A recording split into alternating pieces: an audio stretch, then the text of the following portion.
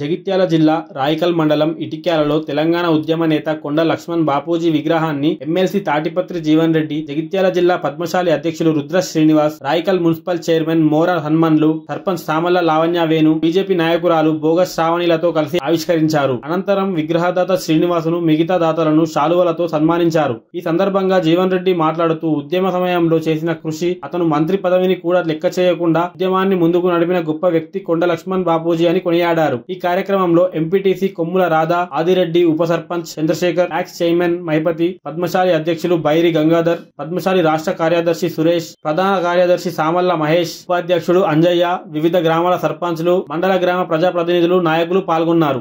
యావత్ తెలంగాణ జాతి గర్వపడేటువంటి నాయకుడు ఎవరైనా ఉన్నారు అని చెప్పారంటే అది కొండ లక్ష్మణ్ బాపూజీ గారని చెప్పాలి. తప్పదు.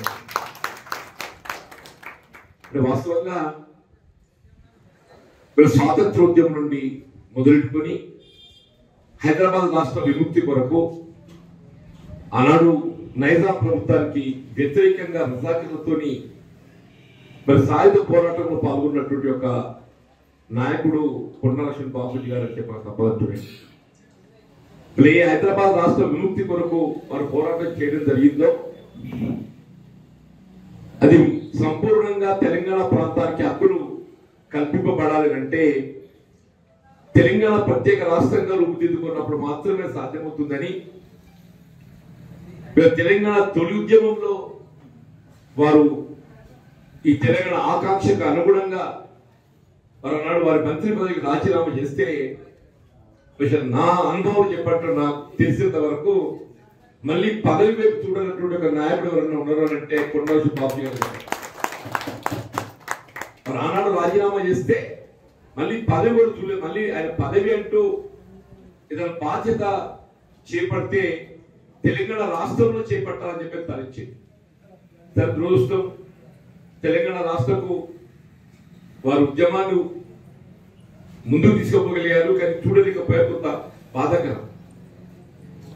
వాస్తవంగా ఢిల్లీ కేంద్రంగా జంతర్ మంతర్ వద్ద ఎన్నికలు కొరికేటువంటి చర్యలో చేపట్టున్నా అందరూ ఆశ్చర్యపోయే విధంగా 90 సంవత్సరాల వయస్సులో వారు నిరాహార దీక్ష చేపట్టడం అలాంటి యూపీఏ ప్రభుత్వం ఒక విధంగా కదిలించిందని చెప్పాలి. తప్పదంటుంది.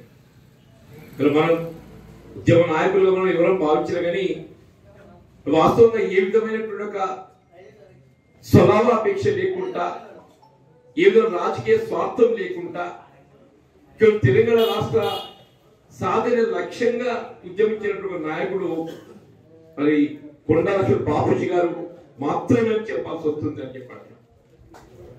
మరి జాతీయ స్థాయిలో మహాత్మా గాంధీ తదుపరి ఒక ఉద్యమ నాయకుడిగా బాపూజీగా పిలువబడేటువంటి గొప్ప నాయకుడు కూడా మన కొండ లక్ష్మణ్ బాపూజీ గారు చెప్పారు.